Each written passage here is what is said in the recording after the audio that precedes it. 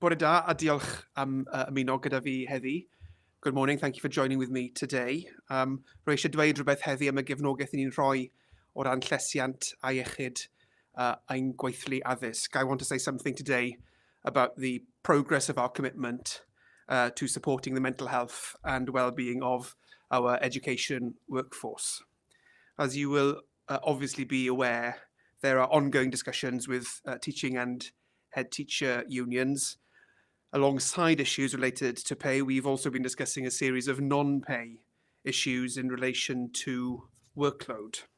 The meeting which we had last week was constructive, and we will be working with unions over the coming days to continue to try and make progress.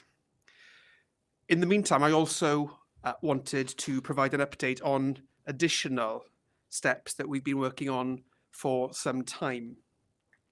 Given the link between workload and well-being, this is part of an overall strategy to support workforce well-being, reduce workload for senior education leaders, leading to a positive impact on the wider education workforce.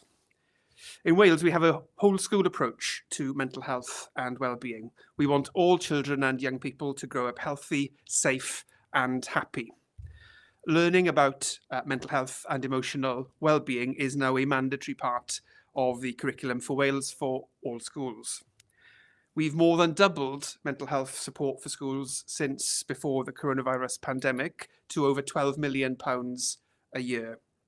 Our school counselling services currently see over 11,000 learners each year. The funding has been used to improve and expand services, including extending provision to younger children below the current Year 6 threshold. But we know that to support our children and young people, it's vital that we also support our workforce. Education Support is the only UK charity with expertise in supporting the mental health and well-being of the education workforce. They undertake fantastic work here in Wales, and that's why today I am announcing a significant expansion of their work. The school wellbeing service, which they provide, is free for schools across Wales with a focus on staff wellbeing. Wellbeing advisors work with schools to provide resources and advice on policies, practices, and strategies that can support staff mental health and well-being. The £600,000 additional funding I'm announcing today will increase the number of wellbeing advisors who will be able to support schools to transform their school cultures and improve well-being. Through this programme, schools will be guided by experts to develop tailored approaches for their particular setting, and to help them to meet the statutory requirements under the whole school approach. The two strands of support are, firstly, access to a school advisory service, which gives schools access to open, honest, and non-judgmental conversations about how to make improvements, backed up by actionable advice and support. And secondly, the Wellbeing Support and Development Service, which provides in-depth development opportunities to keep staff feeling motivated, engaged, and effective in their roles. The service has already been running for 2 years, and independent feedback has been very positive. 96% of participants said they are very satisfied with the service, and 100% said that wellbeing advisors were very effective. The issue has been that it hasn't reached enough schools. So I'm pleased to say that the new advisors have already been recruited and will launch the extended service on January the 30th. I encourage staff to find out more about these transformative services by visiting the Education Support website. I'll now take questions from journalists, and all questions and answers will be broadcast on the Welsh Government Twitter account. And we'll start with Cemlyn Davies from BBC Wales. Diolch, bore da. And if you could answer these questions in both languages, please. You mentioned there that you hope to continue to make progress with unions at the start of your address there. But given the ongoing deadlock between the Welsh Government and nursing unions at the moment, and the RCN saying that they're not going to discuss the proposal of a one-off payment any further. Why should we expect your negotiations with the teaching unions to be any more successful? And do you think that strikes can be avoided? Well, I'm not going to speculate on, the future direction of those discussions, Kevin, for reasons which I know you will understand. All I will say is that I'm absolutely committed to working with our social partners in that respectful way that we have here in Wales to seek a resolution to this. We met last week. I was able to put a proposal on the table then. There are many, many aspects of that to discuss further with unions and local education authorities. We'll be meeting again this week to take forward those discussions. And I've said elsewhere, and I'm very happy to repeat today, that I'm happy to meet as many times as it takes to get a resolution to the dispute. Dwi ddim yn mynd i ddweud mwy am fanylion y trafodaethau am resymau wy'n gwybod byddwch chi'n deall. Mae'r rhain i'n digwydd yng nghyd-destun y berthynas partneriaeth cymdeithasol sydd gyda ni yma yng Nghymru. Ni wedi cwrdd o'r wythnos diwetha i gychwyn ar y trafodaethau hynny. Roedd yn gyfle i fi allu dod i cynnig o flaen yn partneriaid ni. Mae'r drafodaeth wedi dechrau. Ni'n cwrdd eto o'r wythnos hon. Beth wedi dweud mewn mannau eraill, ac rwy'n hapus iawn i ddweud heddi eto, yw bod gyda ni ymrwymiad fel Llywodraeth wrth gwrs i weithio gyda'n partneriaid i ddod o hyd i ddatrysiad i'r anghydfod hwn, ac rwy'n barod i gwrdd faint bynnag o weithiau mae'n cymryd mwyn dod o hyd i hynny.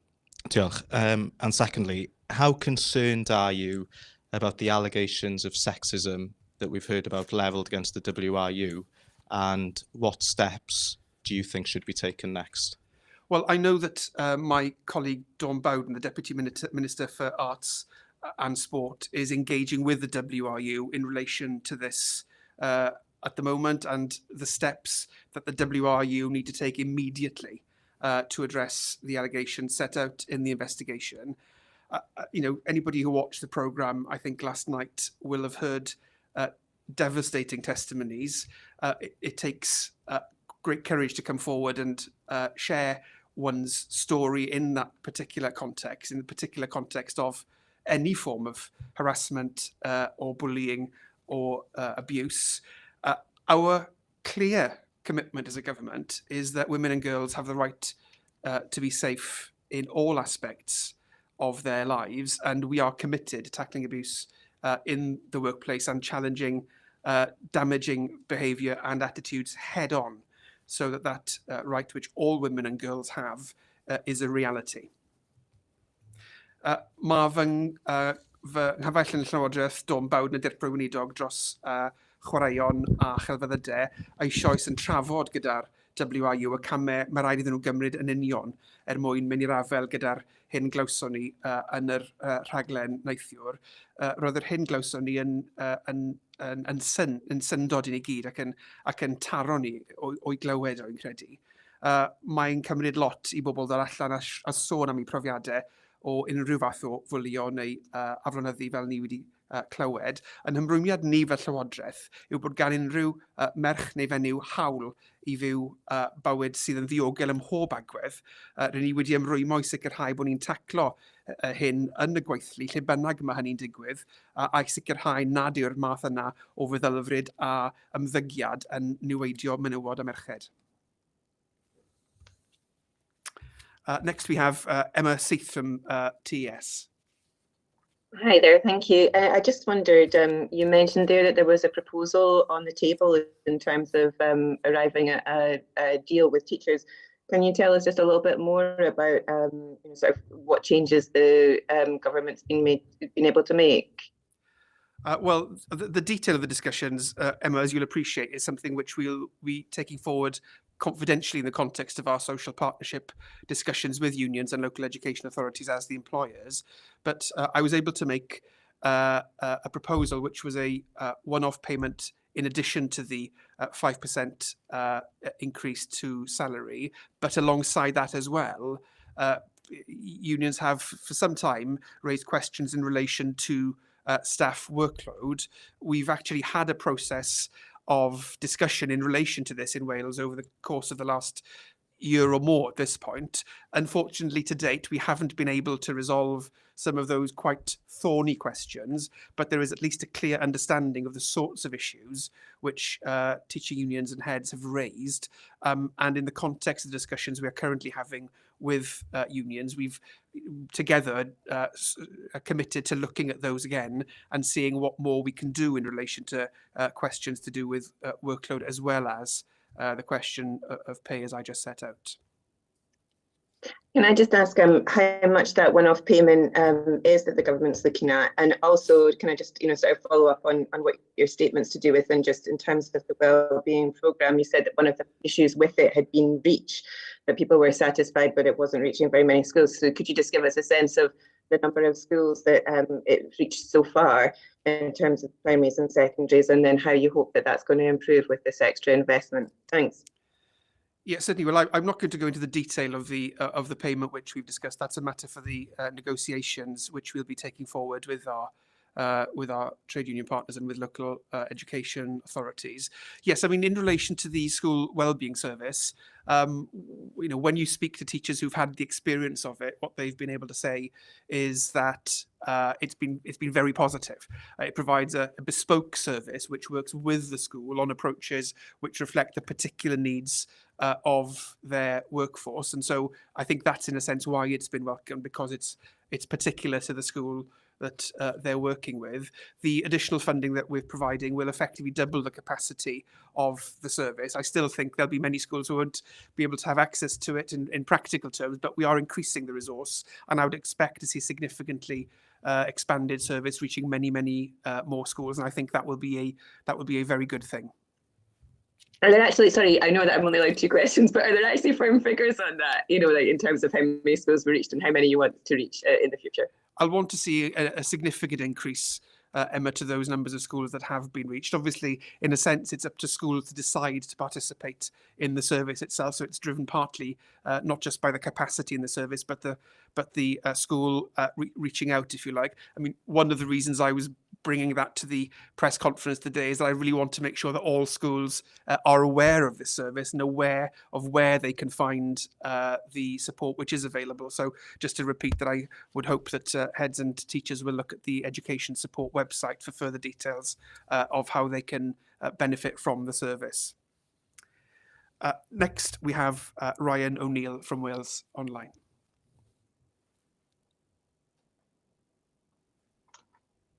Thank you, Minister.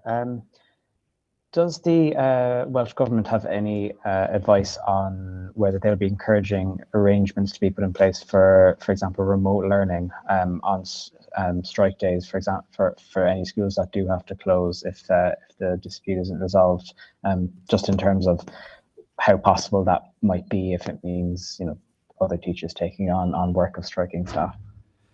Yes, so Ryan, that's a really very important question. So where we are at the moment is that at the end of last week, the unions have communicated to schools the numbers of members they have in each individual school so that heads have that information.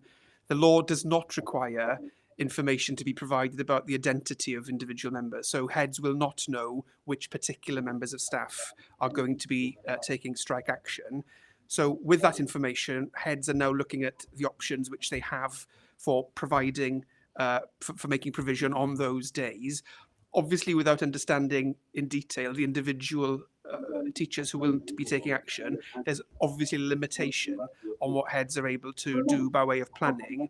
And in that context, I expect that heads will be, if you like, erring on the side of caution, which is what you would expect them to do in that particular context.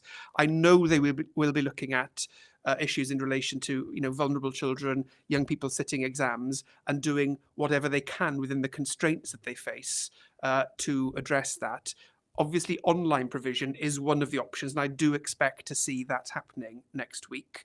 But as you will also know, and I think you were implying in your question, obviously there are limitations on what other non-striking teachers can be asked to do by way of cover for those teachers who are on strike. So that will be a set of practical limitations. Schools are already now communicating with parents to tell them what the situation will be next week. I expect that will continue today and tomorrow and perhaps into Thursday. everybody wants to make sure as much notice as possible is given. But one of the challenges, for the reasons I've just given, is the uncertainty at the moment. It may be the case after the 1st of February, if strikes continue, that there is a clearer picture in relation to any subsequent days of action, and that may provide the opportunity for doing things slightly differently, but we don't know that at this point in time. Thank you. Do you have any message or advice for parents who are obviously seeing how things are going at the moment, those who work in, say, key industries like health, an example, who might struggle to stay off work on strike days if they do go ahead? Do you have any kind of message or advice for those individuals? Well, it is a worry where parents or carers will need to take time off from work and may, as a consequence, lose pay themselves in this difficult time. Obviously, we don't want to see schools shutting. We want to make sure children are in school. As I've just said, there are a set of practical limitations which heads are grappling with at the moment for obvious reasons. During the COVID time, we were able to make particular provision, but actually that isn't available in the same way in this context for two main reasons. Firstly, there was particular legislation in place which allowed specific arrangements to happen. That no longer applies because that has been repealed across the UK. And secondly, because it isn't clear to heads which individual teachers will be available, then that again limits to some extent their ability to make the sorts of arrangements that you're referring to. But it may be the case, it's not clear yet, but it may be the case, if there's further action after the 1st of February, that there'll be some more certainty about what that can look like in schools. From a parent's point of view, I know that heads everywhere will be looking to do whatever they can to minimise the impact. But as I say, there are practical limitations. Finally, Sean Jenkins from ITV Wales. Diolch, Gweinidog. I appreciate that you've already answered a question on this subject, but my question concerns the recent allegations levelled at the Welsh Rugby Union of sexism and discrimination within the organisation.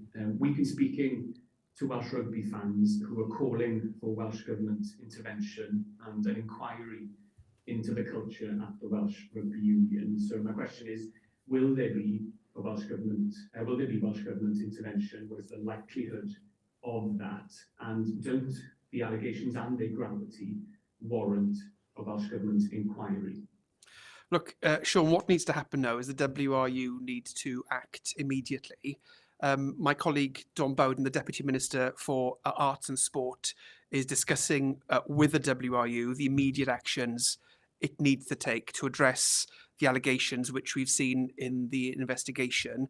The allegations and the details of the testimonies we heard were striking and devastating. And clearly, it takes courage to come forward after experiencing any form of harassment or bullying or abuse. Our commitment as a government is that all women and girls are entitled to live lives which are safe in all respects. And as a government, we are committed to tackling abuse in the workplace and challenging damaging behaviour and attitudes which can impact on women and girls in the way that we heard in the television programme last night. But my colleague Dawn Bowden is having discussions as we speak with the WRU. Yeah.